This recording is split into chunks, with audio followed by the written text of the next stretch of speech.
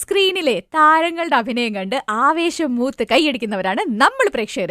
എന്നാൽ സ്ക്രീനിൽ അഭിനയം കണ്ട അതേ ആവേശത്തിൽ കൈയടിക്കാൻ മറന്നുപോയവരെ കൈയടിപ്പിച്ച ചരിത്രമാണ് റേഡിയോ മാംഗോ സ്പോട്ട്ലൈറ്റിൽ ഇന്നത്തെ എന്റെ ഗസ്റ്റിനുള്ളത്. നമസ്കാരം, ഞാൻ ശാലിനി. എന്റെ കൂടെ ഉള്ളത് സാക്ഷാൽ മണികണ്ഠൻ ആചാരി. ഇനി അതുമല്ലെങ്കിൽ കമ്മട്ടിപ്പാടത്തിലെ ബാലൻ ചേട്ടൻ എന്ന് വിളിക്കാം, അയാൾ ജീവിച്ചിരിപ്പുണ്ടെന്ന് പറഞ്ഞ സിനിമയിലെ മുരുകൻ എന്ന് വിളിക്കാം, ഇനിയിപ്പോ അതും അല്ലെങ്കിൽ അലമാരയിലെ സുപ്രമാവൻ അല്ലേ? നമസ്കാരം. ഇപ്പൊ എത്ര ഫോൺ ഉണ്ട് കയ്യില്? ഇപ്പൊ 2 ഫോണുണ്ട്. 2 ഫോണിലും ഫുൾ ടൈം കോൾസ് ആണല്ലേ? വരുന്നുണ്ട്. കാരണം സ്പോട്ട്ലൈറ്റിന് വേണ്ടിയിട്ട് ഈ സ്റ്റുഡിയോയിലോട്ട് കടന്നു വരുന്ന വഴിക്ക് ഇഷ്ടം പോലെ കോളുമായിട്ട് എന്റെ മുഖത്തേക്കും നോക്കാൻ പോലും വയ്യാത്ത രീതിയിലാണ് നടന്നു വരണ്ടായിരുന്നത് വണ്ടിയിൽ നിന്ന് ഇറങ്ങുമ്പോ. കാരണം എന്റെ നമ്പർ എല്ലാവർക്കും അറിയാം. പേഴ്സണൽ നമ്പർ എന്ന് പറഞ്ഞ് ഞാൻ ഒരെണ്ണം എടുക്കും, എന്നിട്ട് ഒരാൾക്ക് കൊടുക്കും, എന്നിട്ട് പറയും ഇത് പേഴ്സണൽ നമ്പർ ആണെന്ന് പറയും. അങ്ങനെ ഒരു 10-20 പേർക്ക് ഞാൻ തന്നെ കൊടുക്കും. പേഴ്സണൽ നമ്പർ എന്ന് പറഞ്ഞാൽ എടുത്താലും എനിക്ക് പേഴ്സണൽ ആവാറില്ല, അത് പബ്ലിക് ആവും. ഞാൻ തന്നെ ആക്കും. അത് വേറെ ആരും കൊടുക്കുന്നതല്ല. പിന്നെ കോളുകൾ എടുക്കാൻ കഴിയുന്നില്ല, അല്ലെങ്കിൽ തിരിച്ചു വിളിക്കാൻ പറ്റുന്നില്ല. മെസ്സേജുകൾ എഴുതി വിടുന്ന മെസ്സേജുകൾ ഞാൻ നോക്കില്ല, എനിക്ക് പണ്ട് ഇഷ്ടമല്ലത്. വോയിസ് മെസ്സേജ് അയച്ചാൽ എന്തായാലും കേട്ടിരിക്കും. ഞാൻ ആദ്യം വാട്സാപ്പ് ആയാലും മെസ്സഞ്ചർ ആയാലും ഇതൊക്കെ നോക്കുന്നത് വോയിസ് മെസ്സേജ് ആണ്. എൻജോയ് ചെയ്യണ്ടല്ലേ ഈ സ്റ്റാർഡം? നടനാകുന്നതിന് മുമ്പ് രാത്രി കിടക്കാൻ താല്പര്യമില്ല, രാവിലെ എഴുന്നേക്കാനും താല്പര്യമില്ല. എന്തിന് എന്നുള്ള ഒരു ചോദ്യമുണ്ട്. എന്തിനിപ്പോ നേരത്തെ 8 മണിക്ക് കിടന്നിട്ട് ഇപ്പൊ ഇനിയിപ്പോ രാവിലെ എനിക്ക് എങ്ങോട്ട് പോകാനാ എന്നുള്ള ചോദ്യം കിടക്കും എന്ന് പറയുന്നത്. ഇപ്പോ നേരെ ഓപ്പോസിറ്റ് ആണ്. എഴുന്നേക്കാനും കിടക്കാനും കാരണമുണ്ട്. അത് രസമാണ്, എൻജോയ് ചെയ്യുന്നുണ്ട്. അപ്പൊ ഈ ഷെഡ്യൂളിന്റെ തിരക്കൊക്കെ സ്വയം നോക്കിയാ ചെയ്യണേ? തിരക്കെന്ന് വെച്ച് കഴിഞ്ഞാൽ മറ്റുള്ള ആർട്ടിസ്റ്റുകൾക്ക് ആ തിരക്ക് മാനേജ് ചെയ്യാൻ അറിയാം, എനിക്ക് അതറിയില്ല. അതായത് അവർക്കത് നോട്ട് ചെയ്യാനും അപ്പൊ തന്നെ മറുപടി കൊടുക്കാനും പൈസയുടെ കാര്യം സംസാരിക്കും, ഇതിനൊക്കെ എനിക്ക് എപ്പോഴും ഒരാൾ എന്റെ കൂടെ വേണം. മാനേജർ എന്നല്ല, എന്റെ ഒരു സഹോദരനോ ആരെങ്കിലും എന്നെ കാര്യങ്ങളൊക്കെ ഒന്ന് പറയാനും ഇതിനൊക്കെ. പിന്നെന്താ പ്രശ്നം എന്ന് വെച്ച് കഴിഞ്ഞാൽ നമ്മുടെ ഫോൺ വേറെ ആരെങ്കിലും എടുത്തു കഴിഞ്ഞാൽ ഈ പറഞ്ഞ പോലെ മാനേജർ എന്നുള്ള ലെവലിലാണ് എല്ലാവരും കാണുക. ഓ അവൻ മാനേജറെ വെച്ചു, അപ്പൊ അവന് നമ്മളോട് നേരിട്ട് സംസാരിക്കാം. പക്ഷെ സത്യത്തിൽ എന്റെ ഒരു കുറവെന്ന് വെച്ചാൽ എല്ലാം ഇത് മാനേജ് ചെയ്യുക. ഓക്കെ ശരി, ആ വാക്ക് പറയണ്ടെന്ന് വെച്ചാൽ സമ്മതിക്കില്ല. എന്നാ മാനേജ് ചെയ്യാനായിട്ട് സാധിക്കാത്തത് കൊണ്ട് ഇപ്പൊ എന്റെ കൂടെ എന്റെ ഒരു കസിൻ ബ്രദർ ഉണ്ട്. ക്യാരക്ടർ എടുക്കുന്നത് ഞാനാണ്, കഥ കേൾക്കുന്നത് ഞാനാണ്, ആ സിനിമയ്ക്ക് എത്ര പ്രതിഫലം വാങ്ങിക്കണമെന്ന് തീരുമാനിക്കുന്നത് ഞാനാണ്. അതല്ലാതെ പ്രോഗ്രാംസിനൊക്കെ നമ്മൾ എന്തെങ്കിലും പറയാം, അതൊന്നും വരാൻ പറ്റില്ല. ഏറ്റവും നമുക്ക് സ്വീകരിക്കാനല്ല ബുദ്ധിമുട്ട്, പോകാൻ പറ്റാത്ത പരിപാടികൾ കളയാൻ എനിക്ക് എത്താൻ പറ്റില്ലാട്ടോ എന്ന് പറയാനാണ് ഒരാൾ വേണ്ടത്. നോ പറയാൻ ബുദ്ധിമുട്ടാണ്, മാക്സിമം പോകാൻ നോക്കും. അങ്ങനെ നോ പറയാൻ കഴിയുമെങ്കിൽ ഞാൻ ഇന്ന് ഏതെങ്കിലും ഒരു പരിപാടി ഒഴിവാക്കിയാണ്. കാരണം 4 മണിക്ക് എണീറ്റിട്ട് ഇങ്ങനെ ഓട്ടത്തിലാണ്, നമ്മളെ കൊണ്ടാവുന്നത് ഓടി എത്തിക്കൊടുക്കുക എന്നുള്ള ഒരു പോയിന്റ് ഓഫ് വ്യൂവിൽ ഞാൻ പോയിക്കൊണ്ടിരിക്കുന്നു. അതെ, ഇവ റേഡിയോ മാംഗോ സ്പോട്ട്ലൈറ്റ് കേൾക്കുന്നവരടുത്ത് ഞാൻ വെറുതെ ചോദിക്കുകയാണ്, മലയാള സിനിമയിലെ ന്യൂ ജനറേഷൻ കോടമ്പാക്കത്തുകാരൻ ആരാന്ന് അറിയാൻ ചോദിച്ചാൽ ആരുടെ പേരാ പറയാ? എന്നോട് ചോദിക്കുകയാണെങ്കിൽ ഞാൻ കണ്ണു അടച്ചു പറയും മണികണ്ഠൻ ആചാരി. അങ്ങനെ സ്വയം പറഞ്ഞു നടക്കുന്ന ഒരു ശീലം ഉണ്ടല്ലേ? അതെ അതെ, ശരിക്കും. അതെ, നമ്മൾ കുട്ടികളായിരിക്കുമ്പോൾ നമ്മൾ പല കേട്ടിട്ടുണ്ട്. കുറെ ആക്ടേഴ്സ് കോടമ്പക്കത്ത് പോയതും പൈപ്പും ചോടെന്ന് പറയുന്നത് നമുക്ക് ഭയങ്കര പരിചയമുള്ള ഒരു സാധനമാണ്. പക്ഷെ ഞാൻ പോയിട്ട് അങ്ങനെ ഒരു പൈപ്പും ചോടൊന്നുമില്ല. അവിടെ ക്യാൻ വാട്ടറാ, പെട്ടിവണ്ടിയിൽ ക്യാൻ വാട്ടർ കൊണ്ടുവന്ന് വയ്ക്കും. എന്റെ എക്സ്പീരിയൻസ് പറയുകയാണെങ്കിൽ ഞാൻ ജനിച്ച് വളർന്നേക്കുന്ന ഈ വയസ്സ് പോരാ. കാരണം സംശയകരമാണ്. ചമ്പക്കര മാർക്കറ്റിൽ പണിക്ക് പോയിട്ടുണ്ട്, കൽപ്പണിക്ക് പോയിട്ടുണ്ട്, ബസ്സിൽ കിളിയായിട്ട് പോയിട്ടുണ്ട്. ഓട്ടോ ഓടിച്ചിട്ടില്ല. ഇല്ലാത്ത ക്രെഡിറ്റ് തരരുത്. ഇപ്പോഴാണ് 2 വീലർ ഓടിക്കാൻ പഠിച്ചത്. അപ്പൊ സ്വർണ്ണപ്പണിയാണ് തുടങ്ങിയത്. അപ്പൊ ഇതെല്ലാം ഒരു വർഷം തന്നെ പല എക്സ്പീരിയൻസ് ഉണ്ടായിട്ടുണ്ട്. അപ്പൊ കേൾക്കുന്നവർക്ക് ആകെ 33 വയസ്സേ ഉള്ളൂ, 5 വർഷം മദ്രാസിൽ ഉണ്ടെന്ന് പറയുന്നു. അപ്പൊ ഇവിടെ നാട്ടില് മാർക്കറ്റിൽ നിന്നപ്പോഴാ ഇങ്ങനെ ഡൗട്ട് ഉണ്ടാവും എന്നുള്ള ഒരു ഡൗട്ട് ഉണ്ടാവും. സത്യത്തില് ഒരു മാസമായിരിക്കാം ഞാനൊരു പണിക്ക് കേൾക്കുന്നത്, അല്ലെങ്കിൽ ഒരു ദിവസമായിരിക്കാം. ഒറ്റ ദിവസം പോയിട്ടുള്ളെങ്കിലും അത് ഓർമ്മിച്ച് വെക്കാനായിട്ട് അവിടെ നിന്ന് ഒരു എക്സ്പീരിയൻസ് എന്ന് പറയുന്ന ഒരു സാധനം നമുക്ക് കിട്ടാറുണ്ട്. നടന്നുള്ള എന്റെ ഇതിനെ വളർത്താനായിട്ട് സഹായിച്ചിട്ടുണ്ടാവും അത്തരത്തിലുള്ള അനുഭവങ്ങൾ. ചെന്നൈയിൽ 5 വർഷം ചെന്നൈയിൽ തന്നെ നിൽക്കല്ല, അതിന്റെ ഇടയിൽ ഇവിടെ വന്ന് നാടകം കളിക്കുന്നുണ്ട്, തിരുനാടകങ്ങൾ കളിക്കുന്നുണ്ട്, വരുന്നുണ്ട്, ഇവിടെ ജോലികൾ നോക്കുന്നുണ്ട്, അല്ലെങ്കിൽ വെറുതെ കുറെ നാൾ കിടക്കുന്നുണ്ട്. കൂടുതലും കുറെ നാൾ വെറുതെ നടന്നേക്കുന്നത്, ഒന്നുമില്ലാതെ വെറുതെ വരിക, കിടക്കുക, കിടന്നിട്ട് ചുമ്മാ ഇങ്ങനെ കൺമിഷിക്കുക. ഈ ഉറക്കം തന്നെ എന്തിനോ വേണ്ടി കുറെ സാമ്പാറുകൾ. അങ്ങനെ ചോദിക്കട്ടെ, ഇങ്ങനെ ഓരോ സ്ഥലത്തും ഓരോ ജോലി, ഒരു ദിവസം, ഒരു മാസം, ഒരു വർഷം, എന്തേ ഒന്നിലും ഉറച്ചു നിൽക്കാത്തപ്പോ? അത് ഒന്ന് ബുദ്ധി ഉപയോഗിച്ചിട്ടുള്ള ഒരു പരിപാടി നമുക്ക് പറ്റില്ല. ഇപ്പൊ കൽപ്പണിക്ക് അങ്ങനെ എന്തെങ്കിലും പോവുകയാണെങ്കിൽ ചരല് എടുത്ത് മേളിൽ കയറ്റാനോ ഭാരം ഒക്കെ ചുമക്കാം, ഫിസിക്കൽ വർക്ക് ചെയ്യാം. പിന്നെ അത് കൃത്യം അളവിന് ഇട്ടിട്ട് അത് തേപ്പിനുള്ളതാണ്, അല്ലെങ്കിൽ അത് മറ്റേ സീലിംഗ് അടിക്കാനുള്ളതെന്നൊക്കെ അവർ പറയും. അപ്പൊ അതനുസരിച്ചിട്ട് ഇത് തിരിക്കാനൊന്നും വയ്യ, അത് അത്ര ചട്ടി ഏത് എത്ര കിട്ടി അതൊന്നും ഓർത്ത് വെക്കാനുള്ള അതൊന്നും പറ്റില്ല. പിന്നെ അതിന്റെ വെള്ളം ഒഴിക്കുന്ന അളവ് അങ്ങനെ അതിന്റെ നനയ്ക്കുന്നതിന്റെ ഒരു അളവൊക്കെ ഉണ്ട്, അതൊന്നും നമുക്ക് പറ്റില്ല. അൾട്ടിമേറ്റ് ആഗ്രഹം സിനിമേനെ ആയതുകൊണ്ടാണോ ഓരോ പണിയും? അല്ല, സിനിമ എന്ന് പറയുന്ന ആഗ്രഹം ഇവിടെ നാട്ടിൽ നിൽക്കുമ്പോൾ ഞാൻ ആകെ സിനിമ മോഹമില്ലായിരുന്നൊന്നും പറയാൻ പറ്റില്ല കേട്ടോ. എല്ലാ കലാകാരന്മാർക്കും അല്ലെങ്കിൽ എല്ലാവർക്കും ഒരു അവസരം കിട്ടിയാൽ ചെയ്യാമെന്ന് ആഗ്രഹിക്കുന്ന ഒരു കലയാണ് സിനിമ. അപ്പോൾ സിനിമ ആഗ്രഹമുണ്ട്, പക്ഷെ അതിന്റെ പുറകെ നടക്കാനുള്ള അങ്ങനെ നടക്കാനോ ആരുടെങ്കിലും പോയി ചോദിക്കാനോ ചമ്മല്, അപകർഷതാബോധം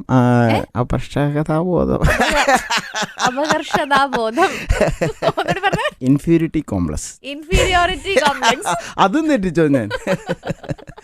പറഞ്ഞോളൂ. ഇൻഫീരിയോറിറ്റി കോംപ്ലക്സ്, നമുക്ക് അപകർഷതാബോധം ആ ബോധം. ഒരു വിചാരം ഉണ്ടായിരുന്നു അപ്പൊ സിനിമയിൽ കയറുമ്പോ അത്യാവശ്യം ഗ്ലാമർ വേണം, നല്ല തണ്ടും തടിയും പൊക്കോ നിറമൊക്കെ വേണം എന്നുള്ള അങ്ങനെ ഒരു വിചാരം ഉള്ളതുകൊണ്ടാണോ അങ്ങനെ ഒരു ബോധം? അതായത് സിനിമയിൽ കയറാൻ മാത്രമല്ല, ഞാൻ ടോട്ടലി എന്നെ താത്തി പറയുന്ന ഒരാളാണ് എപ്പോഴും. ഞാൻ എന്നെ അങ്ങനെ ഉയർത്തി സംസാരിക്കാറില്ല. പിന്നെ ഒന്നും അറിയില്ല, കണക്ഷൻ ഇല്ല. ഡയറക്ടേഴ്സ് ഒക്കെ എവിടെയൊക്കെയാണ് അവർ താമസിക്കുന്നത് ഒന്നും കണ്ടുപിടിക്കാനുള്ള, പിന്നെ അതിന്റെ പുറകെ അലയാനും കഷ്ടപ്പെടാനും ചെറിയൊരു വലിവ് കയ്യിൽ ഉൾവലിവ് അത് പിടിച്ചിട്ടുണ്ട്. അത് നല്ലതാണത്. സിനിമാ രംഗത്ത് പൊതുവെയുള്ള ട്രെൻഡ് എന്താണെന്നറിയോ? ആദ്യം ഒരു പടം കിട്ടി, അതിൽ സൂപ്പർ ഡൂപ്പർ ഹിറ്റായി നമ്മളുടെ ക്യാരക്ടർ, ഉടൻ തന്നെ തുരുതുരാന്ന് പറഞ്ഞ സിനിമ വന്നുകൊണ്ടേയിരിക്കും. പക്ഷേ കമ്മട്ടിപ്പാടത്തിലെ ബാലൻചേട്ടനെ പിന്നെ കാണാൻ 2017 അയാൾ ജീവിച്ചിരിപ്പുണ്ടെന്ന് പറഞ്ഞ സിനിമയിലെ മുരുകനായിട്ടാണല്ലോ. എന്തേ ഒരു വർഷത്തെ അതിനിടയിൽ എസ്രയിൽ വന്നിരുന്നു ചെറുതായിട്ട് കുഞ്ഞു റോള്. അതായത് ക്യാരക്ടേഴ്സ് എടുക്കുമ്പോ ഭയങ്കര സെലക്റ്റീവ്, ഞാൻ ഇന്ന സീരിയസ് ക്യാരക്ടറേ ചെയ്യുള്ളൂ. അപ്പോ സ്റ്റേറ്റ് അവാർഡ് കിട്ടി, ഇനി എനിക്ക് സിഗരറ്റ് വലിക്കുന്ന സീൻ ചെയ്യാൻ പറ്റില്ല, ഞാൻ അങ്ങനെ അതൊന്നല്ല. അയ്യോ എന്റെ അടുത്ത് കാര്യം പറഞ്ഞു, സ്റ്റേറ്റ് അവാർഡ് കിട്ടിയ കൺഗ്രാറ്റുലേഷൻസ്. Thank you. ഞാനത് ഓർമ്മിപ്പിക്കാൻ വേണ്ടി മനഃപൂർവ്വം പറഞ്ഞ. മനസ്സിലിരിക്കണോ അഹങ്കാരി, ഇത്ര നേരം ആ ചോദ്യം ചോദിച്ചിട്ടില്ലല്ലേ? കഷ്ടപ്പെട്ടു സ്റ്റേറ്റ് അവാർഡ് കിട്ടിയപ്പോ. സോറി ട്ടോ, മറന്നുപോയി. ഓക്കെ, ക്ഷമിച്ചിരിക്കുന്നു. കുഞ്ഞു റോള്. അതായത് ആ സിനിമയിൽ എനിക്ക് വേറൊരു കഥാപാത്രമായിരുന്നു വെച്ചിരുന്നത്. അതായത് കമ്മട്ടിപ്പാടം സിനിമ ഇറങ്ങുന്നതിന് മുമ്പ്, അതായത് ഷൂട്ട് നടക്കുമ്പോൾ തന്നെ ജെക്കിന്റെ ഓഡിഷൻ തുടങ്ങി. അപ്പൊ എന്റെ ഫോട്ടോ അവിടെ ഒട്ടിച്ചു വെച്ച് ക്യാരക്ടറിന്റെ പേരെഴുതിയൊക്കെ വെച്ചിട്ടുണ്ട്. ഞാൻ ഓഫീസിൽ പോയി അവരുമായിട്ട് സംസാരിച്ചു, ഇതൊക്കെ പറഞ്ഞു. കമ്മട്ടിപ്പാടം ഇറങ്ങി കഴിഞ്ഞപ്പോ ജെക്കെ പറഞ്ഞു, മണി നിനക്ക് വേണമെങ്കിൽ ഒന്ന് ആലോചിക്കാം, ഈ ക്യാരക്ടർ നിനക്ക് ചെയ്യണമെങ്കിൽ ചെയ്യാം, പക്ഷേ ഇതുകൊണ്ട് നിനക്ക് വലിയ ഗുണമൊന്നുമില്ല. വലിയ ഗുണമില്ല എന്ന് പറഞ്ഞു കഴിഞ്ഞാൽ കമ്മട്ടിപ്പാടം ബാലൻ ചെയ്ത് കഴിഞ്ഞിട്ട് ചെയ്യേണ്ട ഒരു ക്യാരക്ടർ അല്ല, കുറച്ചും കൂടി നീ വെയിറ്റ് ചെയ്യണമെങ്കിൽ നിനക്ക് നല്ല ക്യാരക്ടേഴ്സ് പറ്റും, അപ്പൊ അതുകൊണ്ട് നീ ചെയ്യണ്ടെന്ന് പറഞ്ഞു. അങ്ങനെ ഒരാൾ പറയുക എന്ന് പറയുന്നത് നമ്മളുടെ ഒരു ഭാഗ്യമാണ്. അത് മണിയുടെ പൊട്ടൻഷ്യലും കൂടി തിരിച്ചറിഞ്ഞതിന് ശേഷം പറഞ്ഞതാണ് അല്ലേ? അല്ല, അത് വേണമെങ്കിൽ വേറെ രീതിയിൽ ഉപയോഗിക്കാമല്ലോ. നല്ലൊരു ക്യാരക്ടർ ചെയ്ത ഒരാൾ നമ്മളുടെ സിനിമയിലുണ്ട് ഇരിക്കട്ടെ എന്ന് അവരുടെ സൈഡ് മാത്രം ചിന്തിക്കുക. അത് ചിന്തിക്കാതെ അങ്ങനെ ഈ ആക്ടറെ അങ്ങനെ ചെയ്യരുത്, ചെറിയൊരു സാധനത്തിൽ തളയ്ക്കരുത് എന്ന് ആലോചിച്ച ആ മനസ്സ്, ചിന്തിക്കാനുള്ള വിശാല മനസ്സ് ജെയ്ക്ക് ഉണ്ടായിരുന്നു. ജെയ്ക്ക് ഒരു മഹാനാണ്, അതല്ലേ പറഞ്ഞത്? അങ്ങനെയല്ല, അതിൽ പോസിറ്റീവിനെ എങ്ങനെ ഉണ്ടാക്കാം എന്ന് ചിന്തിക്കൂ. വേണമെങ്കിൽ ഇങ്ങനെ എടുക്കാം, എന്റെ കഴിവ് കാരണം ജെയ്ക്ക് എന്നെ ചെയ്യിപ്പിച്ചില്ല, അങ്ങനെ വേണമെങ്കിൽ എടുക്കാം. അങ്ങനെയല്ല എടുക്കേണ്ടത്.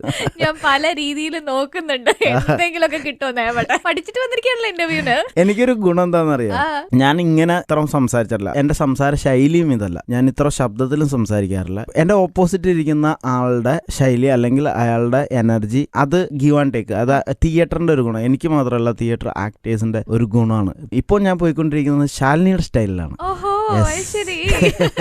അല്ല ചോദിക്കട്ടെ, നമ്മൾ അയാൾ ജീവിച്ചിരിപ്പുണ്ട് കഥയിലേക്കാണ് വന്നത്, എങ്ങനെ ഇതിലേക്കെത്തിയത്? ഇസ്രായേൽ അത് കഥ മുഴുവൻ തീർത്തില്ല. അപ്പൊ അത് കഴിഞ്ഞ് വിട്ടു കഴിഞ്ഞിട്ട് കുറച്ച് നാൾ കഴിഞ്ഞപ്പോ ജെക്കെ വിളിച്ചിട്ട് പറഞ്ഞു, മണി ഇന്ന പോലെ ഒരു സാധനം പ്ലാൻ ചെയ്തിട്ടുണ്ട്, നിനക്ക് ഓക്കെ ആണെങ്കിൽ ബോംബെയിലേക്ക് വരിക, ഒറ്റ ദിവസമുള്ളൂ, നമുക്ക് ചെയ്യാന്ന് പറഞ്ഞു. ഞാനൊരു ഡയറക്ടറിന്റെ ആക്ടറാണ്. ഒരാള് നമ്മള് വിശ്വസിച്ചു കഴിഞ്ഞാൽ എനിക്ക് പിന്നെ ബാക്കി ടെക്നിക്കൽ, ഇത് ഏത് ക്യാമറയാ, ആരാ കൂടെ ഉള്ള, അങ്ങനത്തെ ചോദ്യങ്ങൾ, അങ്ങനത്തെ പറച്ചിലൊന്നുമില്ല. ഇപ്പൊ എനിക്ക് പലരും പറയുന്ന നമ്മൾ എടുക്കുന്ന പടങ്ങളിൽ ആരൊക്കെ വർക്ക് ചെയ്യണം, അങ്ങനെയൊക്കെ നോക്കണം, പടം ഇറങ്ങുമെന്ന് നോക്കണം, ഇത് ആരെ ഡിസ്ട്രിബ്യൂട്ട് ചെയ്യും, എനിക്ക് ആ ഒരു കാര്യം അറിയില്ല. എനിക്കറിയാവുന്ന അഭിനയിക്കാനാണ്, എന്റെ സംവിധായകനെ 100% വിശ്വസിക്കാനാണ്. അപ്പൊ കഥ നോക്കും, സംവിധായകനെ നോക്കും, ക്യാരക്ടർ നോക്കും അല്ലെ? സബ്ജക്റ്റ് ആണ് ഇപ്പൊ ഹീറോ ആവേണ്ടത്, അപ്പൊ ആ സബ്ജക്റ്റ് നോക്കുക. അപ്പോൾ അതാണ് എന്താണ് ഏതാ പറഞ്ഞു വന്നത്,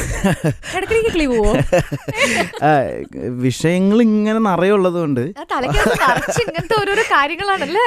അതാണ്. അല്ല, നമ്മൾ ഈ അയാൾ ജീവിച്ചിരിപ്പുണ്ടിലേക്ക് വന്നില്ല. ഞാൻ പറയട്ടെ. അല്ല, ഞാൻ പറയാം, ഒരു കാര്യം ചെയ്താലോ, നമുക്ക് അടുത്ത പാട്ട് കേട്ടിട്ട് ആ ടോപ്പിക്കിൽ നിന്ന് തുടങ്ങാം. പിന്നെന്താ, കേൾക്കാം. എന്നിട്ട് നമുക്ക് മറ്റേലേക്ക് വരാം, അല്ലേ? തീർച്ചയായിട്ടും. അപ്പൊ 2 പാട്ട് മുന്നേ നമ്മൾ പറഞ്ഞു നിർത്തിയത് ആദ്യം കമ്മട്ടിപ്പാടം, പിന്നീട് ബഷീറിന്റെ പ്രേമലേഖനം, പിന്നെ അയാൾ ജീവിച്ചിരിപ്പുണ്ടെന്ന് പറഞ്ഞ സിനിമയിൽ വന്നു. വ്യാസൻ ചേട്ടൻ എഴുതിയിട്ടുള്ള, സംവിധാനം ചെയ്തിട്ടുള്ള സിനിമയാണ്. അതിലേക്ക് ഞാൻ ചെന്നത് എന്റെ സുഹൃത്തുക്കളായിട്ടുള്ള മിഥുനും പ്രജിത്തും. അവരാണ് എന്നോട് പറയുന്നത്, ഈ കമ്മട്ടിപ്പാടം കഴിഞ്ഞിട്ട് ബഷീർ ചെയ്തു, അപ്പൊ അത് കഴിഞ്ഞ് ഇനി 3ാമത് ഒരു പടം ചെയ്യുമ്പോൾ അതേപോലെ തന്നെ പുതിയ ആളുകൾക്ക് കൊടുക്കുക എന്നുള്ള ഒരു പ്ലാൻ ഇല്ല. കാരണം പേടിയാണ്, വേറെ ഒന്നും കൊണ്ടല്ല. നമ്മൾ ചാൻസ് ചോദിച്ചു പോകുമ്പോൾ നമ്മളെ കണ്ടപടി നമുക്ക് ആരും ചാൻസ് തരില്ലല്ലോ. എത്ര നാൾ നടത്തിച്ചിട്ട് ഓഡിഷൻ ചെയ്ത് ആ ക്യാരക്ടറിനെ എടുക്കാനുള്ള കപ്പാസിറ്റി ഇയാൾക്ക് ഉണ്ടോ എന്താണെന്നൊക്കെ നോക്കിയിട്ടല്ലേ നമ്മളൊരു ക്യാരക്ടർ ഏൽപ്പിക്കുക. ഇതിനു മുന്നേ ഓഡിഷൻ ഒക്കെ പോയിട്ടുണ്ടോ? പിന്നെ ചെന്നൈയിൽ അവിടെ പോയിട്ടുണ്ട്. ഞാൻ ഇത് പറഞ്ഞു തീർക്കട്ടെ, അതിന്റെ ഇടയ്ക്ക് അപ്പൊ ഡയറക്ടറെ നമുക്ക് ഓഡിഷൻ ചെയ്യാൻ പറ്റില്ലല്ലോ. നിങ്ങൾ എന്തൊക്കെ ചെയ്തിട്ടുണ്ട് തിരിച്ചു ചോദിക്കാൻ പറ്റില്ല. അപ്പൊ നമുക്ക് ഇത്രേ ഉള്ളൂ, അവർ ചെയ്ത പടങ്ങൾ കണ്ടിട്ട് അവരുടെ മേക്കിംഗ് സ്റ്റൈൽ നോക്കുക. ഒരുപാട് പേരുടെ കൂടെ വർക്ക് ചെയ്യണമെന്നുണ്ട്. അപ്പൊ അവരെ എല്ലാരും അങ്ങനെയൊന്നുമില്ല, എല്ലാരും 3 പേരെങ്കിലും. എന്നാ 4 പേര് പറഞ്ഞോ? ഈ കൊച്ച് ഇതെന്നെ അവസാന സിനിമയാക്കോ? എനിക്ക് രഞ്ജിത്ത് സാറിന്റെ കൂടെയും ലാൽ ജോർജ് സാറിന്റെ കൂടെയും ബ്ലസ്സി സാറിന്റെ കൂടെയും ജിത്തു ജോസഫ് എല്ലാവരും കണ്ടോ. ഇതാണ് ആര് വിളിച്ചാലും പോകും. സമാധാനം. അപ്പൊ അങ്ങനെ ഇരുന്നു. അപ്പൊ ഇവര് വന്നിട്ട് പറഞ്ഞു, ചേട്ടാ ഇങ്ങനെ വ്യാസൻ ചേട്ടൻ കഥ പറയാൻ വിളിക്കുന്നുണ്ട്. അപ്പൊ ഞാൻ ചോദിച്ചു, വ്യാസൻ ചേട്ടൻ എനിക്കറിയില്ല. വ്യാസൻ ചേട്ടൻ എന്ന് പറഞ്ഞ ചേട്ടാ കുറെ നാളായിട്ട് 10-30 വർഷമായിട്ട് മലയാള സിനിമയിൽ പല ഭാഗങ്ങളും ചെയ്തുകൊണ്ടിരിക്കുന്ന പ്രൊഡ്യൂസറാണ്. അങ്ങനെ എങ്ങനെയാന്ന് ഞാൻ പറഞ്ഞു, വ്യാസൻ ചേട്ടൻ ഇതിനു മുമ്പ് ചെയ്ത ഏതെങ്കിലും പടം ഉണ്ടോന്ന് വെച്ചാൽ അത് കാണാൻ വേണ്ടിയിട്ട്. അപ്പോൾ അവര് പറഞ്ഞു, ചേട്ടാ അത് വ്യാസൻ ചേട്ടൻ റൈറ്ററാണ്, സംവിധാനം ചെയ്തിട്ടില്ല. ഞാൻ പറഞ്ഞു, എന്തെങ്കിലും ഷോർട്ട് ഫിലിം എന്തെങ്കിലും ചെയ്തിട്ടുണ്ടോന്ന് വെച്ചു. അവർ പറഞ്ഞു, ചേട്ടാ ഷോർട്ട് ഫിലിമൊക്കെ പുള്ളിയെടുത്ത് ചെയ്തുകൊണ്ട് വരാൻ പറയാൻ പറ്റുമോ? പുള്ളി അങ്ങനെ ചെയ്തിട്ടില്ല. ചേട്ടൻ ഇത് പുള്ളിയെടുത്തൊന്നും പോയി ചോദിക്കരുത്, കഥ കേട്ടിട്ട് ഇഷ്ടപ്പെട്ടില്ലെങ്കിൽ ഇഷ്ടപ്പെട്ടില്ല എന്ന് ഞങ്ങളോട് പറഞ്ഞു. അവിടെ നിന്ന് ചേട്ടൻ എങ്ങനെയെങ്കിലും ഊരി പോന്നാൽ മതി. അപ്പം ഞാൻ പറഞ്ഞു, എടാ എനിക്കിപ്പോൾ ഒരു പുതിയ ആളുടെ കൂടെ, കാരണം എനിക്കൊന്നും അറിയില്ല, എനിക്ക് പറയണത് അങ്ങോട്ട് ചെയ്യാന്നല്ലാണ്ട് എനിക്ക് വേറെ ഒന്നും അറിയൂല, അങ്ങനെ അറിയാനുള്ള തൊരയില്ല. ഡയറക്ടേഴ്സ് ആക്ടർ ആണല്ലോ അല്ലേ? അതെ. ഏറ്റവും കൂടുതൽ ഞാൻ ചീത്ത കേൾക്കുന്നത് ലൈറ്റ് മര്യാദയ്ക്ക് പിടിക്കാത്തതും ക്യാമറയിൽ നിന്ന് മാറുന്നതൊക്കെയാണ് എൻ്റെ ഫോൾട്ടുകൾ. ഡയലോഗ് മറന്ന് ക്യാരക്ടർ വിട്ടുപോയി ഇമോഷണൽ വന്നില്ല, അങ്ങനെയൊന്നും എനിക്ക് ഇതുവരെ ചീത്ത കേട്ടിട്ടില്ല. അതായത് ക്യാമറയുള്ള കാര്യം നമ്മൾ പലപ്പോഴും വിട്ടുപോകും. പിന്നെ ലേറ്റിൽ വരില്ല, മാസ്ക് ആവുക, ഇങ്ങനത്തെ പരിപാടികളാണ് എൻ്റെ മെയിൻ തെറ്റുകൾ. ചീത്ത കേൾക്കുന്നത് അത് കുറേശ്ശെ പഠിക്കുന്നുണ്ട് ഇപ്പോൾ. അപ്പോൾ ഇവർ നിർബന്ധിച്ച് കഥ കേൾക്കാൻ പറഞ്ഞു. കഥ കേൾക്കാൻ പോയപ്പോൾ ഞാൻ മനസ്സിൽ വിചാരിച്ചിരിക്കുന്നത് കഥ കേൾക്കാൻ എന്തെങ്കിലും പറഞ്ഞു ഊര. അങ്ങനെ കഥ കേൾക്കാൻ പോയപ്പോൾ വ്യാസൻ ചേട്ടൻ കഥ പറഞ്ഞ രീതി, സ്ക്രിപ്റ്റ് ഞാൻ വായിക്കുകയോ അല്ലെങ്കിൽ വേറൊരാൾ വായിച്ചു തരികയോ വേറൊരാൾ കഥ പറയുകയോ ചെയ്തിരുന്നെങ്കിൽ ചിലപ്പോൾ ആ സിനിമ ഞാൻ ചെയ്യില്ലായിരുന്നു. കാരണം അദ്ദേഹം ആ കഥ പറയുമ്പോൾ സ്ക്രിപ്റ്റ് നോക്കാതെ ഇങ്ങനെ ഇരുന്നിട്ട് എൻ്റെ മുഖത്ത്, എൻ്റെ കണ്ണിൽ നോക്കി ആണ് ആ ക്യാരക്ടറിനെ കുറിച്ച് പറയുന്നത്, അല്ലെങ്കിൽ കഥ ഫുള്ള് പറയുമ്പോൾ ഒരു ഡൗട്ടും ഇല്ലാണ്ട് എവിടെയെങ്കിലും അത് പിന്നെ അവിടെ നിന്ന് ഒരു മിനിറ്റ് ഇട്ടാ അങ്ങനത്തെ ഒരു പ്രശ്നമില്ല, ഫ്ലോയിൽ ഇങ്ങനെ പോയിക്കൊണ്ടിരിക്കുകയാണ്. അപ്പം ഞാൻ മനസ്സിൽ വിചാരിച്ചു, അതായത് ഇദ്ദേഹത്തിന് ഈ സബ്ജക്റ്റ് കൃത്യമായി അറിയാം, നന്നായി പറയുന്നുണ്ട്, പുള്ളി പറയുമ്പോൾ എനിക്ക് കാണാൻ കഴിയുന്നുണ്ട്, ചെയ്യാൻ പറ്റുന്നുണ്ട്. ആ ക്യാരക്ടറിനെ കുറിച്ച് പറഞ്ഞ പല സ്ഥലങ്ങളിലും ഞാനുമായിട്ട് ബന്ധമുള്ള പോലെ എനിക്ക് തോന്നി. അങ്ങനെ ഞാൻ അത് കമ്മിറ്റായി ചെയ്യുമ്പോൾ വളരെ എൻജോയ് ചെയ്തു. കമ്മട്ടിപ്പാടം ബാലൻ ചെയ്യുന്നത് പോലെ തന്നെ നന്നായിട്ട് ആസ്വദിച്ച് ചെയ്തു. കമ്മട്ടിപ്പാടത്തിലെ ബാലൻ ചേട്ടൻ നമുക്കറിയണം വളരെ നിഷേധിയായിട്ടുള്ള, കട്ടക്കലിപ്പുള്ള, ചെറിയ പ്രണയമൊക്കെ ഉള്ള, എന്തിനും എടുത്തു ചാടുന്ന ഒരു ക്യാരക്ടറായിട്ടാണ്. അയാൾ ജീവിച്ചിരിപ്പുണ്ടെന്ന് പറഞ്ഞ സിനിമയിലെ മുരുകനാണെങ്കിലും ഒരല്പസ്വല്പം മണ്ടത്തരമുള്ള, എല്ലാരെയും വിശ്വസിക്കുന്ന, വളരെ ജോവിയലായിട്ടുള്ള, ഇതൊക്കെ എന്നുള്ള രീതിയിലുള്ള ഒരു കഥാപാത്രമാണ്.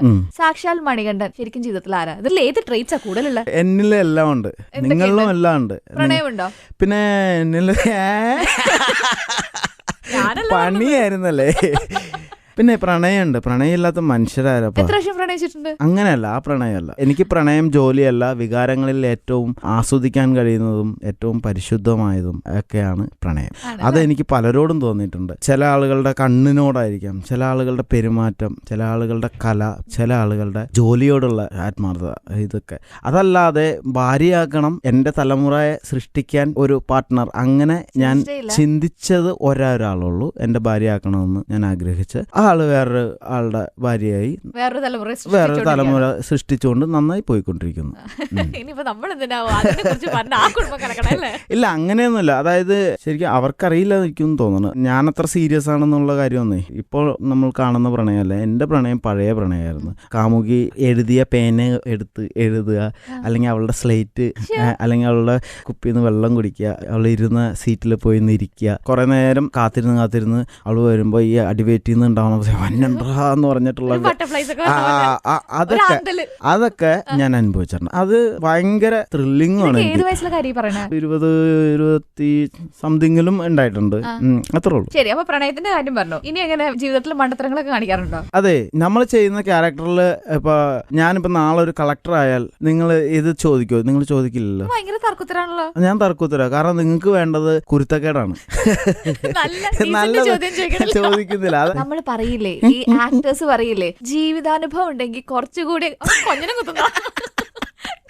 ജീവിതാനുഭവം ഉണ്ടെങ്കിൽ കുറച്ചുകൂടിയൊക്കെ നന്നായിട്ട് നമുക്ക് ചെയ്യാൻ പറ്റും, ഉൾക്കൊണ്ട് ചെയ്യാൻ പറ്റുന്നത്. അപ്പൊ ഈ 2 ക്യാരക്ടർ ഉൾക്കൊണ്ടാ ചെയ്തിരിക്കുന്നത്. അപ്പൊ ഞാൻ വിചാരിച്ചു ജീവിതാനുഭവം ഉണ്ടെന്ന്. അങ്ങനെയാണെങ്കിൽ നമ്മൾ മരിക്കുന്ന സീനിന് അനുഭവത്തിന് നമുക്ക് മരിച്ചിട്ട് വരാൻ പറ്റുമോ? ഇടി ഉണ്ടാക്കിയിട്ട് വേണ്ട ഒരു ഇടി സീൻ ചെയ്യാനായിട്ട്. അടി ഇല്ല. ദേഷ്യം വരുമോ? പിന്നെ ദേഷ്യം വരാതെ ആരമുള്ള. ഇപ്പൊ ബാലൻ കാണിക്കുന്ന ആ വികാരങ്ങൾ, ആ ദേഷ്യം, ഇതൊക്കെ ഒരു ഹൈ ക്ലാസ്സിൽ താമസിക്കുന്ന ആൾക്കുണ്ട്. അവരുടെ പ്രസന്റേഷൻ, അത് അവരുടെ സംസ്കാരം, അല്ലെങ്കിൽ അവർ ജീവിച്ചു വരുന്ന രീതി, അവരുടെ നാട്, അവരുടെ കൂട്ട്, ഇതൊക്കെ ഉണ്ടാവും. ഒരു കളക്ടറും ചീത്ത പറയും, ഈ പറയുന്ന ബാലനും ചീത്ത പറയും. ബാലൻ പറയുന്നത് ബാലൻ പഠിച്ചതും ബാലൻ കേട്ടതുമാണ്. ബാലന് റാസ്കിൾ എന്ന് പറയാൻ അവനറിയില്ല. അത് അവന്റെ വിദ്യാഭ്യാസം, അവന്റെ ഇതാണ്. അത്രേ ഉള്ളൂ. മനസ്സിലായോ? നന്നായിട്ട് സംസാരിക്കാൻ അറിയാം കേട്ടോ. Thank you. എനിക്ക് പിന്നൊന്നും ചോദിക്കാനില്ല. അപ്പൊ ഇത് ആക്ടർ ഒബ്സർവേഷൻ ആണ്. ബാലൻ ആരാ മുരുകൻ ആരാന്നൊന്നും ചോദിക്കണില്ല. അത് എല്ലാ പ്രേക്ഷകരും കാണുകയൊക്കെ ചെയ്തതാ.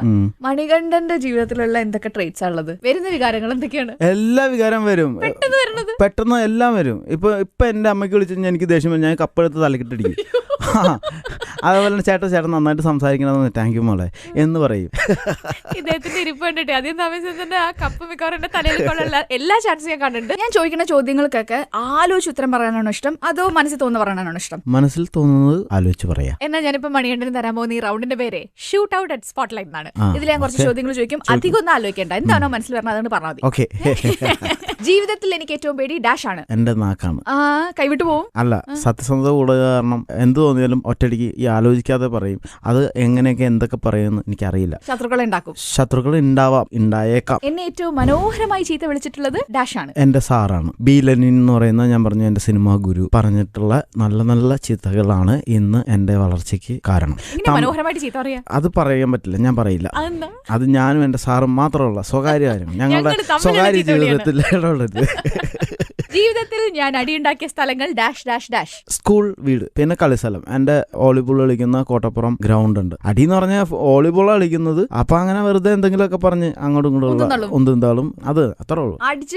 അങ്ങനെയൊന്നുമില്ല, ആശുപത്രി കേസ് അതൊന്നുമില്ല എനിക്ക്. തിയേറ്ററിൽ ഞാൻ കൈയടിക്കണമെങ്കിൽ അഭിനയിക്കുന്നത് ഡാഷ് ആയിരിക്കണം. നല്ല ആക്ടർ ആരാണെങ്കിലും കൈയടിക്കും. ഏറ്റവും അവസാനം ആരുടെ കൈയടിച്ച്? ഏറ്റവും അവസാനം അടിച്ചിരിക്കുന്ന അങ്കമാലി ഡയറീസിലെ പനി രവിയും നായകനും. അതിൽ കുറെ പേർക്ക് ആദ്യമായിട്ട് കൈയടിച്ചത് കമൽ സാർ. അതല്ലാതെ കൈയടിച്ചിട്ടുള്ളത് ലാലേട്ടന്റെ ആടുതോമ. ഏറ്റവും കൂടുതൽ കൈയടിച്ച നടനാരാ? ഏറ്റവും കൂടുതൽ കൈയടിച്ചിട്ടുള്ള നടൻ സുരേഷ് ഗോപിക്ക്, പിന്നെ ലാലേട്ടന്, മമ്മൂക്കാക്ക്, ജയേട്ടന്, ദിലീപേട്ടന്, പൃഥ്വിരാജിന്. നിവിൻ പോളി കൈയടിച്ചില്ല. ഞാൻ പറഞ്ഞു വേണ്ട, ആ ചോദ്യത്തിന്റെ ഉത്തരം കഴിഞ്ഞിട്ടില്ല. കേരള സർക്കാരിന്റെ ചലച്ചിത്ര അവാർഡ് ഞാൻ പ്രതീക്ഷിച്ചിരുന്നു. Yes or no? എന്താണ്? കേരള സർക്കാരിന്റെ ചലച്ചിത്ര അവാർഡ് ഞാൻ പ്രതീക്ഷിച്ചിരുന്നു. കമ്മട്ടിപ്പാടത്തിന്. പ്രതീക്ഷിച്ചിരുന്നോ ഇല്ലയോ എന്നാണ് ചോദ്യം. അതിന് ഒരു ഉത്തരം പറയാൻ പാടില്ല. Yes or no?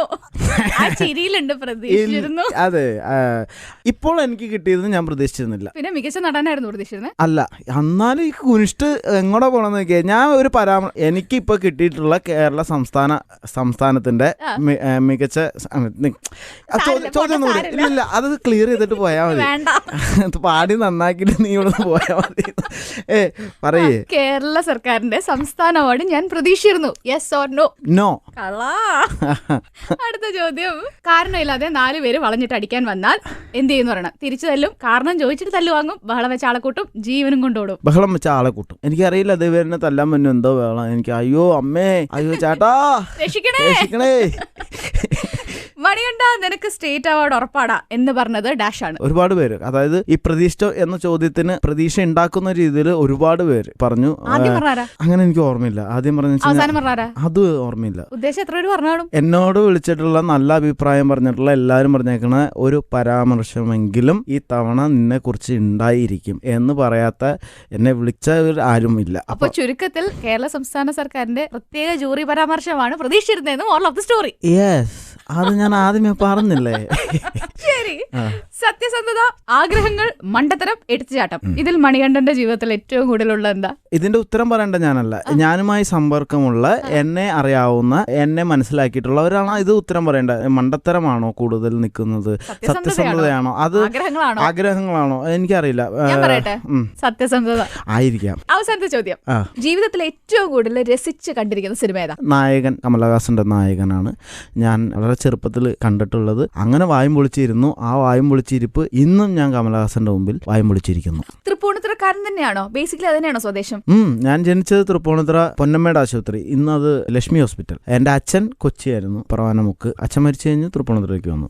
കാരണം ഭാഷയിലൊന്നും ആ ഒരു കൊച്ചിത്വമില്ല, കൊച്ചി ഭാഷയില്ല. തൃപ്പൂണിത്തുറയുടെ ഒരു ഗുണമാണ്, അതായത് കൊച്ചിത്തം മോശമാണെന്നല്ല അതിന്റെ അർത്ഥം, തൃശ്ശൂരിന്റെ ഒക്കെ ഒരു ഫീല് തൃപ്പൂണിത്തുറയ്ക്ക് കുറിക്കലുണ്ട്. പിന്നെ അതിന്റെ ഒരു സംസ്കാരം വേറെയാണ് തൃപ്പൂണിത്തുറയുടെ ഭാഷയുടെ. ഇപ്പൊ ഞാൻ ഞങ്ങൾക്ക് രാജകീയ വേദിയിലൂടെ നടന്നു വളർന്നവരാണ്. കലാകാരനാവാൻ പറ്റിയ മണ്ണാണ് തൃപ്പൂണിത്തുറ. അപ്പൊ തൃപ്പൂണിത്തുറയിൽ അറിയപ്പെടുന്ന ഒരു കലാകാരൻ തന്നെയായിരുന്നു ജനിച്ച നാൾ മുട്ട്? അതെ, തൃപ്പൂണിത്തുറയിൽ ഇഷ്ടമുള്ള ഒരാളായിരുന്നു, എല്ലാവർക്കും ഇഷ്ടമുള്ള. ചോദിച്ചാലൊക്കെ അറിയായിരുന്നോ ഈ സിനിമയിൽ പറഞ്ഞ മുന്നേ? പിന്നെ അറിയാം. മണികണ്ഠൻ എന്ന് പറഞ്ഞാൽ ആദ്യം വരുന്നത് എനിക്ക് തോന്നുന്നട്ടോ, അത് ഇനി എന്റെ മാത്രം വിശ്വാസമാണെന്ന് എനിക്കറിയില്ല. മണികണ്ഠൻ, ഏത് മണികണ്ഠൻ? അമിമിക്രാണോ അവനാണോ എന്ന് ചോദിക്കും. അല്ലെങ്കിൽ ഒരു കാലഘട്ടത്തിൽ ഏത് മണികണ്ഠൻ? ആ മുടി താഴെ കളഞ്ഞ ആ നാടകക്കാരൻ, അതാണോ? ഇപ്പൊ ഏത് മണികണ്ഠൻ വെച്ചാൽ നമ്മളെ മണികണ്ഠൻ. അതെ, അങ്ങനെയല്ല, അത് അവരുടെ കുറ്റമല്ല. ഓഡിയൻസ് എന്ന് പറയുന്നതിൽ ഞാനും ഒരാളാണ്. ഇത് ആൾക്കാണ് ഇത് സംഭവിച്ചിരുന്നെങ്കിൽ ഞാനും പറയുന്ന സാധനങ്ങൾ ഇതൊക്കെ തന്നെയാണ്. ഏത് സുനി? മറ്റേ സുനിയാണോ? അത് കഴിഞ്ഞാൽ അവന് സ്റ്റേറ്റ് അവിടെ കിട്ടുമ്പോ നമ്മുടെ സുനി, ഞങ്ങളുടെ സുനിച്ചേട്ടൻ. ഇത് ഞാനും അങ്ങനെ പറയും. അല്ല, ഇതിന്റെ ഇടയ്ക്ക് പല പ്രാവശ്യം പറയണു താടി മുടിയും വളർത്തിയിട്ട് പ്രാകൃത രൂപത്തിലായിരുന്നു. ശരിക്കും അങ്ങനെ തന്നെയായിരുന്നു?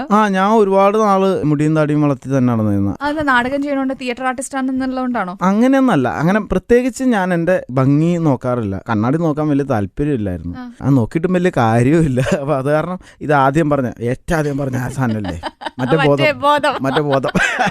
അല്ല, ചോദിക്കട്ടെ, ഈ രൂപം കൊണ്ട് എപ്പോഴെങ്കിലും പോലീസ് പിടിച്ചിട്ടുണ്ടോ?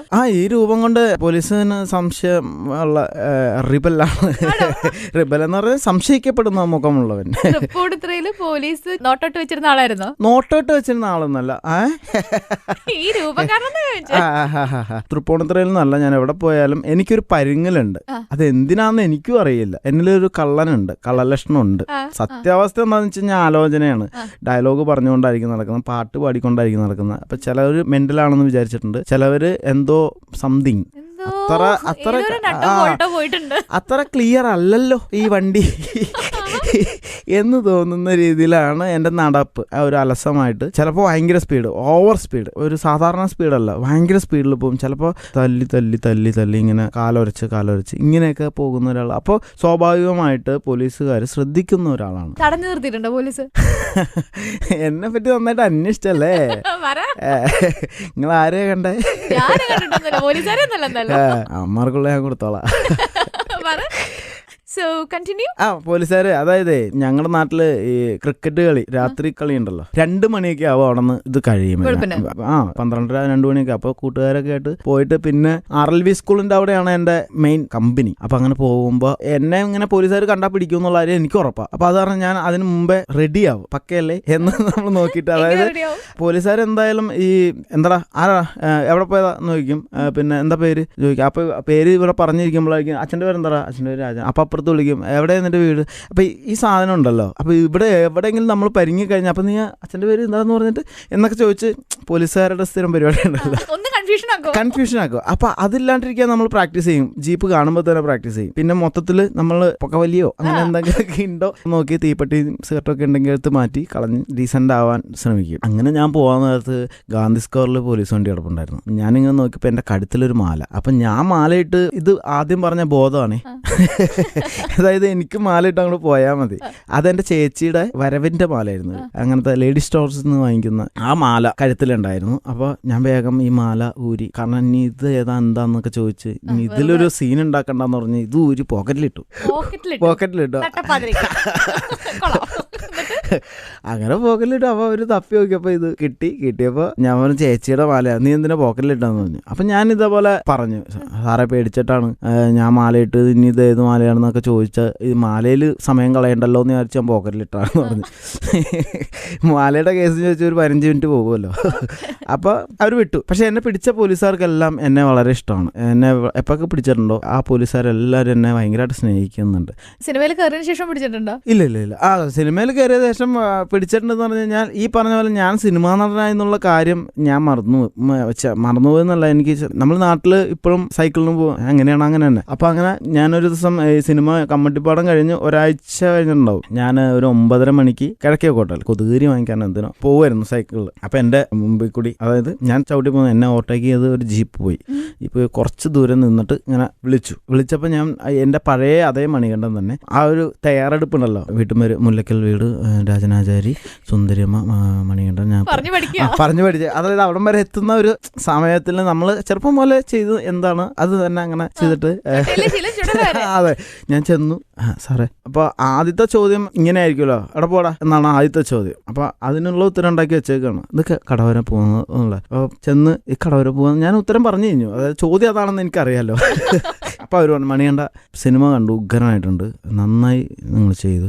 അപ്പം എനിക്കൊരു ശ്വാസം പോയി, ഞാൻ നടനാണല്ലേ, ഞാനൊരു സിനിമാ നടനാണല്ലേ, ഓഹോ എന്നുള്ള അത് രസമായിട്ട് ഇപ്പോഴും തോന്നുന്നൊരു നല്ല സംഭവമാണ്. അത്രേ ഉള്ളൂ. ഈ സിനിമയിൽ വന്നതിന്റെ ഒരു ഗുണം ഒരു ദോഷം എന്താ തോന്നിയിട്ടില്ല സിനിമാ നടനായതിനു ശേഷമുള്ള? ദോഷമായിട്ടൊന്നും തോന്നിയിട്ടില്ല. ഞാൻ എൻ്റെ അമ്മയ്ക്ക് ഒരു മാല വാങ്ങി, സ്വർണത്തിന്റെ ഒരു തരി എനിക്ക് വാങ്ങിച്ചു കൊടുക്കാൻ പറ്റി എൻ്റെ കൈ കൊണ്ട്.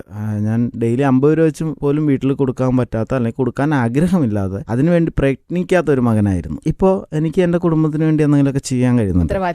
ഉത്തരവാദിത്തം വന്നു എന്നല്ല, ഇത് ഞാൻ പണ്ടും കണ്ടിരുന്ന, ഞാൻ അന്നൊക്കെ കളകളിച്ച് നടക്കുമ്പോഴും ഈ കുടുംബം ഞാൻ നോക്കും, അല്ലെങ്കിൽ എൻ്റെ പേരിൽ ഈ കുടുംബം അറിയപ്പെടും എന്നുള്ള അവനവൻ്റെ ഒരു വിശ്വാസമുണ്ട്. അത് മറ്റുള്ളവർക്ക് ഉണ്ടാവില്ല. അതുകൊണ്ട് അവർ നമ്മളെ ചീത്ത പറയണം. നമുക്കൊരു വിശ്വാസമുണ്ട്.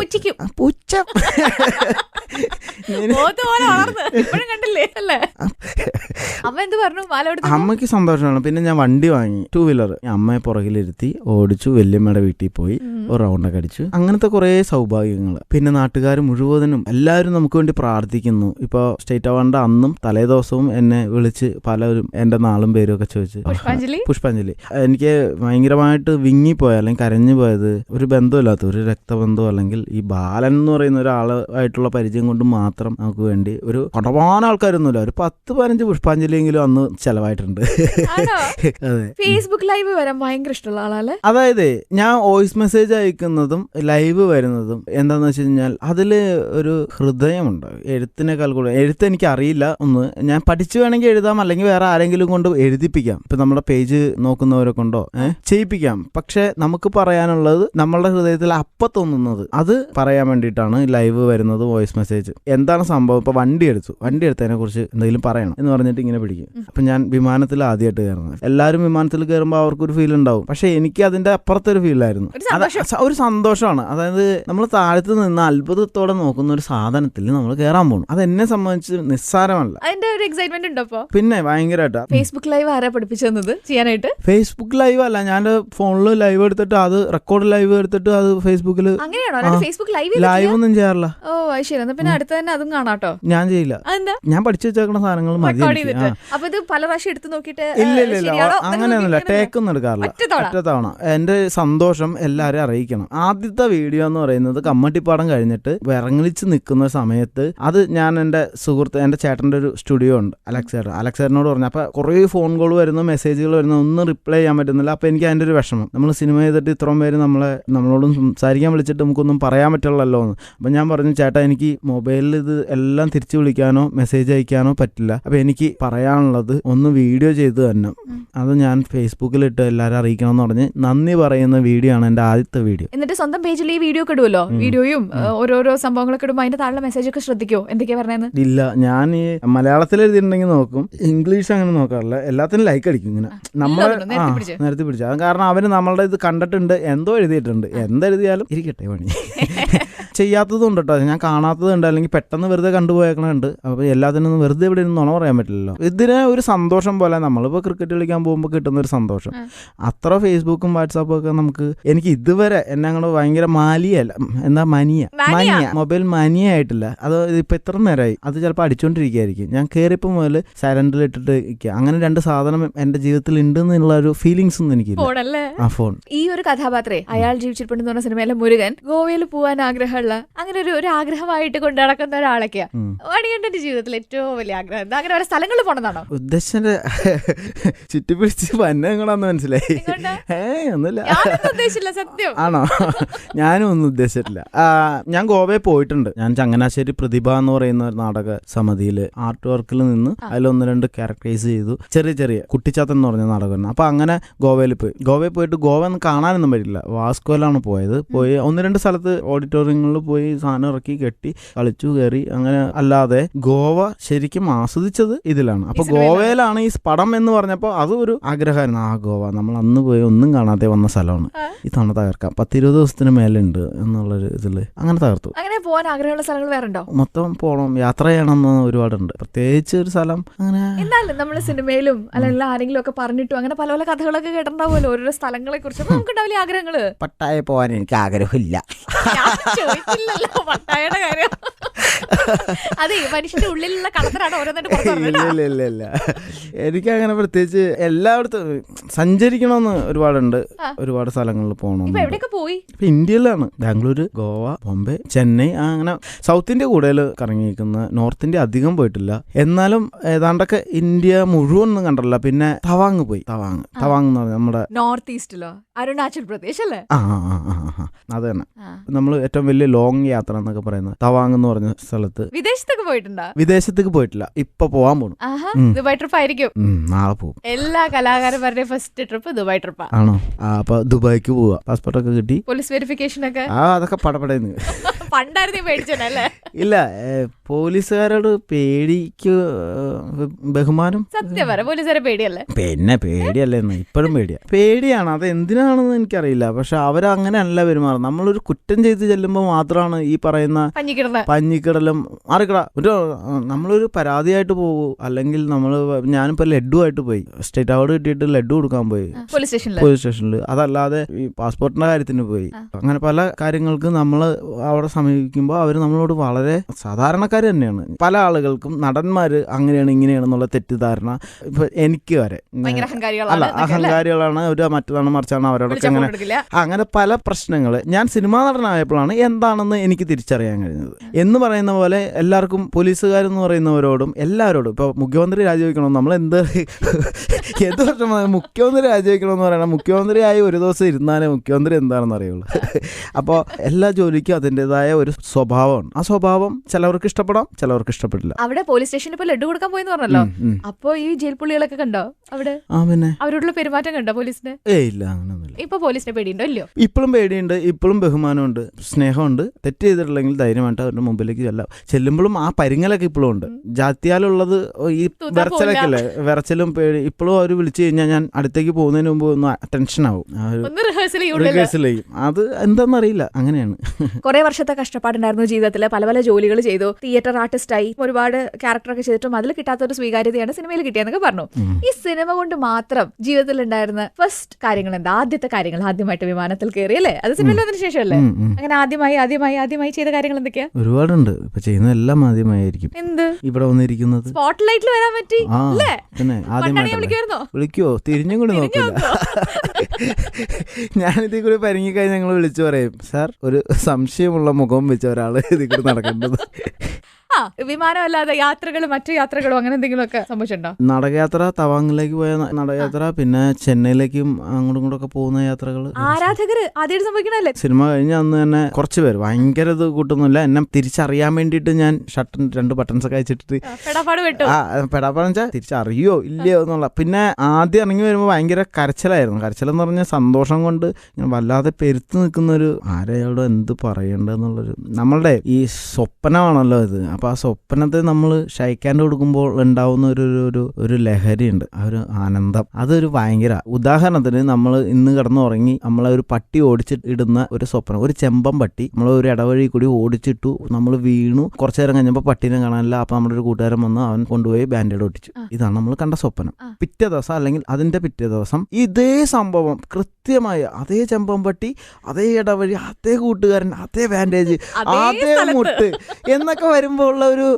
സുഖമുണ്ട്. എടാ ഇത് ഞാൻ അവനോട് പറഞ്ഞാൽ വിശ്വസിക്കുമോ? അതുമില്ല എന്നൊക്കെ പറയുന്ന ഇത് ഭയങ്കര സ്പിരിറ്റാണ്. സ്വപ്നം കാണുക, സ്വപ്നത്തിന് വേണ്ടി പണിയെടുക്കുക, അത് ലഹരികളിൽ ഏറ്റവും വലിയ ലഹരിയായിട്ട് എനിക്കിപ്പോൾ തോന്നുന്നു. ഞാൻ ചെറുപ്പം മുതൽ ഇങ്ങനെ മാറി അലഞ്ഞ് തിരിഞ്ഞ് നടക്കുന്ന കോയമ്പത്തൂർ, മദ്രാസ്, അങ്ങനെ ഇങ്ങനെ. അപ്പോൾ എനിക്ക് ഒരുപാട് അനുഭവങ്ങളുണ്ട്, ഒരുപാട് പേരെ പരിചയപ്പെടാൻ പറ്റി. നല്ലതും ചീത്തയും ആയിട്ടുള്ള കുറേ സ്വഭാവങ്ങൾ എന്നിലുണ്ട്. അതിലെനിക്ക് കുറേ ചീത്ത സ്വഭാവങ്ങളുണ്ട്. എന്ന് വെച്ചാൽ പുകവലിക്കും, ഞാൻ മദ്യപിക്കും. എനിക്ക് ഈ നന്മകളും ഈ വാക്കുകളും അല്ലെങ്കിൽ ഈ കഴിവുകളും കിട്ടിയതുപോലെ തന്നെയാണ് എൻ്റെ ഈ വൃത്തികെട്ട സ്വഭാവങ്ങളും. ഇതും എനിക്ക് കിട്ടിപ്പോയി. ഞാൻ എന്ത് ചെയ്യാൻ പറ്റും? ഞാൻ അന്ന് സ്വീകരിച്ചു. ഇപ്പോൾ ഞാൻ അതിനെ ഉപേക്ഷിക്കാൻ ശ്രമിച്ചുകൊണ്ടിരിക്കുന്നു. അപ്പോൾ ഇതൊന്നും പരസ്യമായിട്ട് ഇപ്പോൾ ചെയ്യാറില്ല. കാരണം എന്നെ ഇൻസ്പയർ ആയിട്ട് ഒരുപാട് കുട്ടികൾ നോക്കുന്നുണ്ട്. മണികണ്ഠൻ ചേട്ടനെ പോലെ നടനാവണം, മണികണ്ഠൻ ചേട്ടനൊക്കെ കഷ്ടപ്പെട്ട് വന്നില്ലേ. അപ്പോൾ മണികണ്ഠൻ ചേട്ടൻ നട റോട്ടിലിരുന്നിട്ട് അടിച്ച് ഫിറ്റായി നടന്നു കഴിഞ്ഞാൽ അത് കുഴപ്പമില്ല, മണികണ്ഠൻ ചേട്ടനൊക്കെ അടിച്ചു ഫിറ്റായി കിടക്കണം, എനിക്കും കിടക്കാം എന്നുള്ള. അതുകൊണ്ട് മാക്സിമം. പക്ഷെ എൻ്റെ നാട്ടിലെന്തോ എനിക്ക് അങ്ങനെ പേടി തോന്നാറില്ല. ഞാൻ ചെയ്യുന്ന കാര്യങ്ങളെ ഞാൻ മറക്കാറില്ല. ഡ്രസ്സിങ്ങിലൊക്കെ ശ്രദ്ധിക്കോ ഇപ്പൊ പബ്ലിക് ഫംഗ്ഷൻ ഒക്കെ പോകുമ്പോ? ഒട്ടും ഞാൻ എൻ്റെ ഡ്രസ്സിങ്ങും ചെരുപ്പും കാലും അല്ലെങ്കിൽ മുടിയും താടിയും ഒന്നും ശ്രദ്ധിക്കാത്ത ആളാണ്. പക്ഷെ അങ്ങനെ പാടില്ലല്ലോ, ഇപ്പൊ അങ്ങനെയല്ല, നമ്മളൊരു ഇൻഡസ്ട്രിയുടെ ഭാഗമാണ്. അതായത് ഓരോ ജോലിക്കും അതിൻ്റെതായ സ്വഭാവവും എത്തിക്സും അതിൻ്റെതായ യൂണിഫോം ഒക്കെ ഉണ്ട്. അത് നമ്മൾ പാലിച്ചേ പറ്റുള്ളൂ. ജോലിയല്ല, നിൽക്കുന്ന മേഖലയ്ക്ക് അത്യാവശ്യം എന്നെ കൊണ്ടാവുന്ന വൃത്തിയായ വസ്ത്രം ഇടുന്നു, ശ്രദ്ധിക്കുന്നു, പോകുന്നു, ശരീരം സൂക്ഷിക്കുന്നു. ജീവനുണ്ടെങ്കിലേ ഒരുപാട് കഥാപാത്രങ്ങൾ ചെയ്യാൻ കഴിയുള്ളൂ. അതുകൊണ്ട് മറ്റ് പരിപാടികളൊക്കെ കുറച്ച് പോയിരുന്നു. കംപ്ലീറ്റ്ലി ഐ എം ഡീസെന്റ് മാൻ എന്ന് ഞാൻ പറയില്ല. ഇപ്പൊ ഇട്ടിരിക്കുന്ന ഈ വെള്ള ഷർട്ട് പുതിയതാണോ? ഇന്നിപ്പോ സ്പോട്ട്ലൈറ്റ് കഴിഞ്ഞിട്ടുള്ള പരിപാടിക്ക് പോകാനായിട്ട് സെറ്റപ്പ് ആയിട്ട് വന്നാണോ? സെറ്റപ്പ് അങ്ങനെ മിനിറ്റിന് മാറാനായിട്ട് ഞാൻ കൊണ്ടു നടക്കുന്നില്ല. എന്നെ ഒരു കോസ്റ്റ്യൂമിൽ 3-4 പരിപാടിക്ക് കാണാം. രാവിലെ ഒരു ഉടുപ്പിട്ട വൈകുന്നേരം വരാൻ തന്നെ. അത് തന്നെ, പണ്ട് അങ്ങനെയായിരുന്നല്ലോ. മണികണ്ഠന് ഇപ്പൊ ഞാൻ തരാൻ പോകുന്ന ഈ റൗണ്ടിന്റെ പേര് പഞ്ച് ക പഞ്ച് എന്നാണ്. ഇതില് ഞാനൊരു 5 വാക്ക് പറയും. ആ ഓരോ വാക്കും ഞാൻ പറയുമ്പോ എന്താണോ മനസ്സിൽ തോന്നുന്നത്, ചിലപ്പോൾ ഒരാളുടെ മുഖമാവാം, ഒരു കഥയാവാം, ഒരു സിറ്റുവേഷൻ ആയിരിക്കാം, കടന്നുപോയ സിറ്റുവേഷൻ ഒക്കെ ആയിരിക്കാം. അങ്ങനെ എന്താണോ അതുകൊണ്ട് പറഞ്ഞാൽ മതി. റബ്ബർ പന്ത്. ബാലൻ ചേട്ടൻ. രാജീവേട്ടൻ എനിക്ക് ക്യാരക്ടർ പറഞ്ഞു തന്നിട്ടുള്ള വളരെ കുറച്ച് വാക്കുകൾ കൊണ്ട് ആണ് തീർത്തത്. മണി ഇത് ബാലൻ, പണ്ട് മണിയെ കണ്ടല്ലോ ഈ തിയേറ്ററിലൊക്കെ ബ്ലാക്കിൽ വയ്ക്കണ അങ്ങനത്തെ ഒരാൾ ഇങ്ങനെയാണ് പറയുന്നത്. അയാൾ ഭയങ്കര എനർജിയാണ്, പന്ത് പോലെയാണ്, റബ്ബർ പന്ത് പോലെയാണ്. ഇതാണ് ആ റബ്ബർ പന്ത് എന്നിൽ സ്ട്രൈക്ക് ചെയ്തു. ആ റബ്ബർ പന്തിലാണ് ക്യാരക്ടർ മനസ്സിലായത്. Number 2 voice message. Dulquer Salman. എന്താ പറഞ്ഞേ? അയാൾ ജീവിച്ചിരിപ്പുണ്ട് സിനിമയുടെ എൻ്റെ 2ാമത്തെ പടം ഇറങ്ങാണ് 10-ാം തീയതി. പ്രാർത്ഥിക്കണം, സപ്പോർട്ട് ചെയ്യണം എന്ന് പറഞ്ഞുകൊണ്ട് ഞാൻ വോയിസ് മെസ്സേജ് അയച്ചു. അപ്പോൾ ആൾക്ക് മനസ്സിലായിട്ടുണ്ടാവാം ഞാൻ വോയിസ് മെസ്സേജിന്റെ ആളാണെന്ന്. അപ്പൊ ഞാൻ സാറെന്നാണ് വിളിക്കുന്നത്. അപ്പോൾ തിരിച്ചയച്ചു, മണികണ്ഠൻ ചേട്ടാ ദയവേത് എന്നെ സാറെന്ന് വിളിക്കരുത്, പിന്നെ സിനിമ നന്നായി വരട്ടെ, എല്ലാവിധ ആശംസകളും ഞാൻ പ്രാർത്ഥിക്കാം, ഞാനിപ്പോ സ്ഥലത്തില്ല, കാണാൻ കഴിയുമ്പോൾ കാണാം എന്നൊക്കെ പറഞ്ഞു. ഇല്ല, അത് ഡിലീറ്റ് ചെയ്യില്ല, അത് ലൈഫിൽ കളയില്ല. അടുത്തത് ബഹുമാനം. അതായത് ഞാൻ ഈ എല്ലാരെയും സാറെന്ന് വിളിക്കുന്ന ആളാണല്ലോ. അപ്പൊ എന്നെ ഇപ്പോ കുറെ പേര് സാറെന്ന് വിളിക്കും. അപ്പൊ ഞാൻ ഇങ്ങനെ കിടുങ്ങിയ ഞാൻ തിരിഞ്ഞു നോക്കും, ആര് ഈ സാറെന്ന് വിളിക്കണേ? അതാണ് ബഹുമാനം. ഇങ്ങനെ എന്നെ സാറോ ഞാനോ എന്നുള്ളൊരു അവസ്ഥ. ശരി. നമ്പർ 4 വാശി. ഇതൊരു വാശിയായിരുന്നു. സിനിമക്കാരുടെ എന്ന് പറയുന്ന ഒരു വാശി. എത്ര നാളത്തെ വാശിയായിരുന്നു? ഞാൻ ഇവിടെയൊക്കെ വലിയ പ്രത്യേകിച്ച് എയിമൊന്നും ഇല്ലാതെ ചുമ്മാ ഇങ്ങനെ നാടകം കളിച്ച് അങ്ങനെ ഇങ്ങനെ നടക്കുന്ന ഒരു സമയം ലെനിൻ സാറിന്റെ പടത്തിന് വേണ്ടിയിട്ട് എന്നെ ഇവിടുന്ന് ചെന്നൈക്ക് കൊണ്ടിട്ട് ആ പടം നടക്കില്ല എന്ന് പറഞ്ഞു. അപ്പം ഞാൻ ലെനിൻ സാറിന്റെ കൂടെ ഇവിടുന്ന് പോകുന്ന സമയത്ത് അതിന് മുമ്പ് എന്നെ എല്ലാവരും കളിയാക്കെന്ന് പറഞ്ഞാൽ വെറുതെ തമാശയ്ക്കും കൂട്ടുകാരൊക്കെ എന്തെങ്കിലും പണിക്ക് പോടാ, വെറുതെ മുടിയും താടിയും വളർത്തി മനുഷ്യന്മാരെ പോലെ നടക്കാൻ പാടില്ല. അപ്പം ഇങ്ങനെ പറയുന്നതൊക്കെ നമുക്ക് വൈരാഗ്യമായിട്ടാണ് അന്ന് തോന്നിയിട്ടുള്ളത്. ഇമാർക്കൊക്കെ നമ്മളോട് എന്താ ഇവന് എനിക്ക് ചിലവിനുണ്ടോ, വല്ലപ്പോഴും 10 രൂപ തന്നെ ഇവനിങ്ങനെ പറയണ്ടോ? ഇല്ല, മനസ്സിൽ ചോദിക്കും. ഞാൻ പലപ്പോഴൊക്കെ അല്ലേ അവനോട് 50 രൂപ ചോദിക്കാറുള്ളൂ. അപ്പൊ അങ്ങനെ പോയല്ലോ. ഇവിടെ നാട്ടിലെല്ലാവരോടും പറഞ്ഞു എനിക്ക് ഈ സിനിമയിൽ ചാൻസ് കിട്ടി, കാണിച്ചേരാടാ മറ്റൊന്ന് മറിച്ചതെന്നൊക്കെ പറഞ്ഞിട്ട് ബി ലെനിൻ ആരാണെന്ന് അറിയാമെന്നൊക്കെ പറഞ്ഞ് ഡയലോഗ് അടിച്ച് പോയിട്ട് ആ പടം നടക്കില്ല എന്ന് പറഞ്ഞപ്പോൾ തീർന്നു. പിന്നെ തിരിച്ച് വന്ന് ഇങ്ങനെ അലഞ്ഞു തിരിഞ്ഞ് നടക്കാനും പെയിന്റിങ് പണിക്ക് പോകാനോ അല്ലെങ്കിൽ എന്തെങ്കിലും ഒക്കെ പണിക്ക് പോകുമ്പോൾ സിനിമാടാ എന്തേ സിനിമാടൻ നിന്ന് ബൂസ്റ്റ് ചെയ്യിച്ചില്ലേ എന്നൊക്കെ ചോദിച്ചിട്ട് ഇങ്ങനെ നമ്മളെ ഇളക്കുമല്ലോ നമ്മളുടെ സുഹൃത്തുക്കൾ, ചൊറിയും. അപ്പൊ ഭയങ്കര വിഷമായിരുന്നു. പിന്നെ വീട്ടിലായാലും എന്തെങ്കിലും ഒരു സിനിമ കാണാൻ പറ്റുമോ എന്നുള്ള രീതിയിൽ ചോദിച്ചില്ലെങ്കിൽ പോലും അമ്മയും ചേട്ടന്മാരൊക്കെ ബോഡി ലാംഗ്വേജിൽ ഉണ്ടാവും, മനസ്സിലാവും നമുക്ക്. അപ്പൊ അങ്ങനെ ഞാൻ വീണ്ടും ചെന്നൈക്ക് പോയി അവിടെ ഒരു ജോലി സംഘടിപ്പിച്ച് അവിടെ നിന്ന് അവിടുത്തെ കഷ്കുഷ് കുറെ പരിപാടികൾ. അങ്ങനെ സിനിമയെ പഠിക്കാൻ സാധിച്ചു. സിനിമ എന്ന് പറയുന്നത് ഒരു ഫോട്ടോ എടുത്തിട്ട് ഒരു സംവിധായകനെ നിരന്തരം ശല്യപ്പെടുത്തി വാങ്ങിച്ചെടുക്കേണ്ട ഒരു സാധനമല്ല. അത് പഠിക്കാനുണ്ട്. അതിന് എന്തൊക്കെ കഷ്ടതയുണ്ട്, എത്രമാത്രം നമ്മളുടെ ശരീരവും മനസ്സും ആ കലയ്ക്ക് വേണ്ടി അർപ്പിക്കണം എന്നുള്ള കാര്യം ചെന്നൈയിൽ നിന്ന് പഠിച്ചു. ഏതായിരുന്നു ചോദ്യം? അങ്ങനെ വാശി വന്നു സിനിമ ചെയ്യണമെന്ന്. അങ്ങനെ ഞാൻ സിനിമ ചെയ്തു. കണ്ണീര് എനിക്ക് എപ്പോഴും എൻ്റെ ഒരു സുഹൃത്താണ്. ഞാൻ എപ്പോ വിളിച്ചാലും ഓടി വരുന്ന ഒരാളാണ് കണ്ണീര്. ഇപ്പൊ വിളിച്ചാലും വരും. ഞാൻ വിളിക്കാലോ, ദേ വന്നു. കണ്ടോ, വന്നല്ലേ. മണികണ്ഠൻ ആചാരി നല്ല തിരക്കുള്ള ആളാണ്. ഇന്നത്തെ ഒരു ദിവസം സ്പോട്ട്ലൈറ്റിന് വേണ്ടിയിട്ട് എനിക്ക് സമയം അനുവദിച്ചു കഴിഞ്ഞപ്പോൾ എന്നിട്ട് പറഞ്ഞു എനിക്ക് പെട്ടെന്ന് പോണട്ടോ, ഇഷ്ടംപോലെ പരിപാടികൾ ബാക്കിയുണ്ടെന്ന്. പക്ഷേ സ്പോട്ട്ലൈറ്റിനായിട്ട് ഇവിടെ വന്നു കഴിഞ്ഞപ്പോഴേ ഞാൻ ഈ ആളെ കണ്ട ആവേശത്തില് സത്യം പറഞ്ഞ ഒരു കൺഗ്രാറ്റുലേഷൻസ് ഒക്കെ തരാൻ മറന്നുപോയി. സ്റ്റേറ്റ് അവാർഡ് കിട്ടിയതിന്റെ. അതിൽ ഞാൻ ഒരു അഹങ്കാരിയാന്നെല്ലാം തോന്നിയാ? എനിക്കൊന്നും തോന്നിയില്ല, ചോദിച്ചോന്നേ ഉള്ളൂ. എന്റെ സമയമൊക്കെ പോയി. വർത്താനം പറഞ്ഞല്ലേ. ഇനി അധികം ഞാൻ സമയമൊന്നും കളയുന്നില്ല കേട്ടോ. സ്റ്റേറ്റ് അവാർഡ് കിട്ടിയതിന് കൺഗ്രാറ്റുലേഷൻസ്. ഇനി ഇതിന്റെ പിന്നാലെ പിടിച്ചൊരു നാഷണൽ അവാർഡും കൂടി കിട്ടട്ടെ. എനിക്ക് കരുനാ കഴിഞ്ഞ മിക്കവാറും സംഭവിക്കാനുള്ള സാധ്യതയൊക്കെ ഉണ്ട്. അവാർഡിനെ കഴിച്ചിട്ടുണ്ടല്ലോ അല്ലേ? അറിയില്ല. ഞാൻ സത്യത്തില് ഈ സിനിമയിൽ അവസരം കിട്ടിയപ്പോൾ തന്നെ എനിക്ക് അവാർഡ് കിട്ടി. ഞാൻ ഹാപ്പിയാണ്. അത് കഴിഞ്ഞ് ജനം എന്നെ സ്വീകരിക്കുകയും അവര് എന്നെ ചേട്ടാൻ, അനിയൻ, അമ്മാവന്റെ മോൻ, വലിയച്ഛന്റെ മോൻ എന്നൊക്കെ വിചാരിച്ച് എനിക്ക് വേണ്ടി ഇതൊക്കെ കിട്ടുന്നത് തന്നെ വലിയൊരു അവാർഡാണ്, ബോണസാണ്. മൂന്നാമത്തെ അവാർഡാണ് സംസ്ഥാനം എല്ലാവരും കൂടി ഒന്നിച്ചു നിന്ന് ഇവനാണ് നമ്മളുടെ സ്വഭാവ നടൻ എന്ന് പറഞ്ഞ് അംഗീകരിച്ച് നടൻ എന്ന് പറഞ്ഞ് അങ്ങനെ ഞാൻ ഹാപ്പി ആയിട്ട് പോകുന്നു. അതുകൊണ്ട് നാഷണൽ അവാർഡ് അല്ലെങ്കിൽ അങ്ങനെ ഇങ്ങനെ എന്നൊക്കെ പറഞ്ഞിട്ട് ആഗ്രഹമില്ല എന്നല്ല, അതൊക്കെ സ്വപ്നം കാണും, അതിന്റെ അപ്പുറത്ത് സ്വപ്നം കാണും. ഞാൻ ആശംസിച്ചാണ്. അതിന് അർഹതപ്പെട്ട ഒരാൾക്ക് ആശംസിക്കാലോ. തീർച്ചയായിട്ടും നല്ലൊരു നടനാണ്, നന്നായിട്ട് സംസാരിക്കാൻ അറിയാം. നല്ല രീതിയിൽ ഞാൻ ചോദിച്ച ചോദ്യങ്ങൾക്കൊക്കെ വൃത്തിയോടും വെടുപ്പോടും കൂടി ഉത്തരം പറഞ്ഞു. തക്കിട തരികിട പറഞ്ഞില്ല. അതുകൊണ്ടൊക്കെ തന്നെ എനിക്ക് വലിയ സന്തോഷമുണ്ട്. ഇപ്പൊ എല്ലാവർക്കും സന്തോഷമുണ്ട്. Thank you. ഞാനൊന്നും പറഞ്ഞില്ലല്ലോ. ഇനി വരാൻ പോകുന്ന സിനിമകള് അലമാരയുണ്ട്, ബഷീറിന്റെ പ്രേമലേഖനം. രണ്ടിലും ഒരു കോമഡി ട്രാക്ക് ഉണ്ട് അല്ലേ? അലമാരയിലാണ് കുറച്ചും കൂടി കോമഡി മാത്രം എന്നുള്ള രീതിയിൽ. അതായത് നായകന്റെ അമ്മാവൻ സുബ്രഹ്മണ്യൻ എന്ന് പറയുന്ന ക്യാരക്ടർ. സൂപ്രമ്മാവൻ. മക്കളെ, അമ്മാവൻ വന്നടാ, മാമൻ വന്നടാ. അമ്മാവനല്ല, സുപ്രമാമൻ അരുണിന്റെ കൂടെ എപ്പോഴും ഉണ്ടാവും. അരുണിന്റെ കൂട്ടുകാരൊക്കെ ആയിട്ടാണ് കമ്പനി. നമ്മളുടെ ലൈഫിലൊക്കെ ഉള്ള ഒരു മാമന്മാര്. മാമൻ കല്യാണം ഒന്നും കഴിച്ചിട്ടില്ല. മാമൻ ഇങ്ങനെ തെണ്ടി തിരിഞ്ഞ് നടക്കുന്ന കുറെ തോട്ടവും പരിപാടിയൊക്കെ ആയിട്ട് നടക്കുന്ന ഒരു മാമൻ. ഒരു തിയേറ്റർ ആർട്ടിസ്റ്റ് ആയതിന്റെ ഗുണമാണോ ഈ ഒരു ഫ്ലെക്സിബിലിറ്റി? ഫുൾ മണികണ്ഠൻ എന്ന് പറയുന്ന ഈ വ്യക്തിയുടെ എന്തെങ്കിലും പോസിറ്റീവ് ഉണ്ടെങ്കിൽ, എന്തെങ്കിലും ഗുണമുണ്ടെങ്കിൽ അത് തിയേറ്ററാണ്. കാരണം അല്ലെങ്കിൽ ഇയാൾ എന്തായേനെ എന്ന് എനിക്ക് തന്നെ അറിയില്ല. ഒരു ക്വാളിറ്റി ഇല്ല. അതായത് അക്ഷരത്തിന്റെ ബലമില്ല, ഒരു തൊഴിലിന്റെ ബലമില്ല, മറ്റൊരു ബലവുമില്ലാത്ത ഇയാൾക്ക് നട്ടലായത് നാടകമാണ്. എനിക്ക് ഇത്ര നാളും മണികണ്ഠൻ എന്ന വ്യക്തിയെ ഇഷ്ടപ്പെട്ടിരുന്ന ബാലൻ ചേട്ടൻ ക്യാരക്ടർ ചെയ്തിട്ടാണ്. അത് എല്ലാരെയും പോലെ തന്നെ എനിക്ക് അങ്ങനെയായിരുന്നു. പക്ഷെ ഇത്ര നേരം ഈ 4 മണിക്കൂർ സ്പോട്ട്ലൈറ്റ് കഴിഞ്ഞപ്പോൾ എനിക്ക് ക്യാരക്ടറിനേക്കാൾ കൂടുതൽ വ്യക്തിയാണ് ഇഷ്ടപ്പെട്ടത്. എന്നെ തല്ലരുത് പ്ലീസ്. 4 മണിക്കൂർ ഷോ ആണ്. എന്റെ സമയം കളഞ്ഞ് എന്നെ ഇഷ്ടപ്പെട്ടു അത്രേ. ഞാൻ അവിടെ പോയിട്ട് ചീത്ത കേൾക്കണം. വ്യക്തിയും സൂപ്പർ ആണ് കേട്ടോ, ഇഷ്ടപ്പെട്ടു. Thank you. എനിക്കും എന്നെ കുറച്ച് പൊക്കി പറഞ്ഞുകൊണ്ട് ഞാൻ തിരിച്ചു പൊക്കി എന്ന് പറഞ്ഞല്ല. ഈ ഷോയിൽ നിങ്ങൾ എത്രമാത്രം ഇതിനു വേണ്ടി പഠിച്ചിട്ടുണ്ടെന്നോ അലഞ്ഞിട്ടുണ്ടെന്നോ അല്ലെങ്കിൽ മണികണ്ഠൻ എന്ന് പറയുന്ന വ്യക്തിയുടെ ആരെയൊക്കെ കണ്ടിട്ടുണ്ടെന്നോ ഒന്നും എനിക്കറിയില്ല. പക്ഷെ എന്തായാലും ഒരു ഡെഡിക്കേഷൻ ഉള്ള, നമ്മൾ എന്ത് കാര്യവും പഠിച്ച് ചെയ്യുമ്പോൾ അല്ലെങ്കിൽ ഭയങ്കര കഷ്ടപ്പെട്ട് സ്ട്രെയിൻ ചെയ്ത് അതിനുവേണ്ടി ഒരു കുറച്ച് ദിവസം മാറ്റി വെച്ച് ചെയ്യുന്ന ഒരു വർക്ക്, ആ വർക്കിനൊരു ഗുണം ഉണ്ടാവും, ഒരു ആത്മാർത്ഥത ഉണ്ടാവും. അതെന്തായാലും എനിക്ക് ഇവിടെ ഇരുന്ന് ഫീൽ ചെയ്തു. ഞാൻ ഫ്രീ ആയിട്ട് സംസാരിച്ചു. ഞാൻ പറഞ്ഞല്ലോ, എൻ്റെ ഓപ്പോസിറ്റ് എങ്ങനെയാണോ കോ ആക്ടർ തരുന്ന എനർജി എനിക്കുണ്ടാവും. അതേപോലെ തന്നെ വന്നു. ഞാൻ സൂപ്പറാണ്. കുറച്ച് കാര്യം കൂടി പഠിക്കാറുണ്ട്.